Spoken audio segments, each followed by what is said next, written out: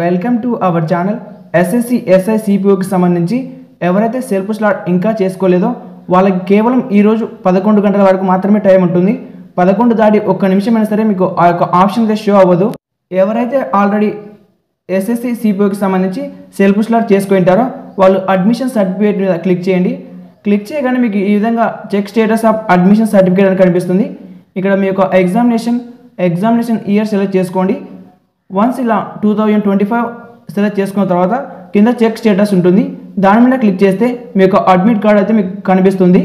ఇక్కడ చూడండి, మీ పేరు, మీ ఫాదర్ నేము, మీ రిజిస్ట్రేషన్ నేము, అలాగే మీ యొక్క ఎగ్జామ్ డేటు, మీ యొక్క ఎగ్జామ్ సిటీ, ఇంకా కింద స్టేటస్ అని కనిపిస్తుంది.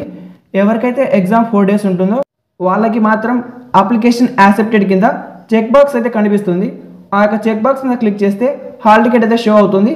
హాల్ టికెట్ని మీరు డౌన్లోడ్ చేసుకోవచ్చు.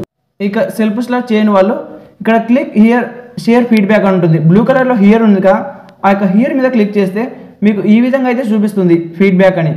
ఇలా చూపించినప్పుడు SI CPO 2025 city level feedback అని ఉంటుంది. మీరు దాని మీద అయితే క్లిక్ చేయాలి. ఆల్రెడీ చేసిన వాళ్ళకి ఇలా చూపిస్తుంది. సో దాని మీద క్లిక్ చేస్తే మనకు ఫీడ్బ్యాక్ ఇలా పడుతుంది, ఎర్రర్ అని. అంటే ఆల్రెడీ నేను సెలెక్ట్ చేసుకున్నాను కాబట్టి ఎవరైతే సెలెక్ట్ చేసుకోలేదో వాళ్ళకైతే షో అవుతుంది.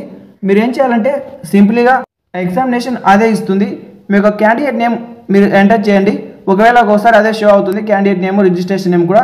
మీరు ఓన్లీ సిటీ సెలెక్ట్ చేసుకుంటే సరిపోతుంది. ఆ ఆప్షన్ ఇంకా చూపించలేదు అనుకోండి, మై అప్లికేషన్ ట్యాబ్లోకి వెళ్ళి ఒకసారి ఇక్కడ చెక్ చేసుకోండి.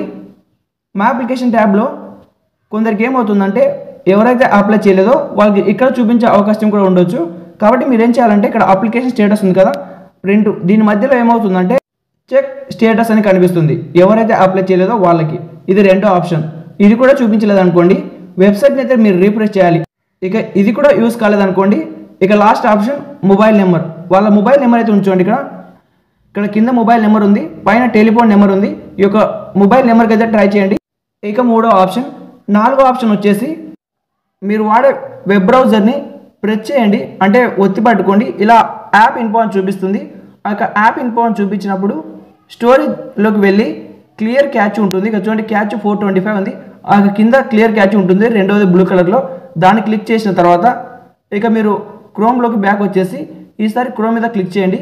క్రోమ్ మీద క్లిక్ చేసినాక డైరెక్ట్గా మీకు ప్లస్ ట్యాబ్ అయితే చూపిస్తుంది పైన. ఆ ప్లస్ సింబల్ మీద క్లిక్ చేసి 3 dots అని కనిపిస్తుంది. దాని మీద క్లిక్ చేసి న్యూ ఇన్కాగ్నిటో ట్యాబ్ అని కనిపిస్తుంది. దాని మీద క్లిక్ చేసి ట్రై చేయండి ఒకసారి ఎస్ఎస్సి వెబ్సైట్ని.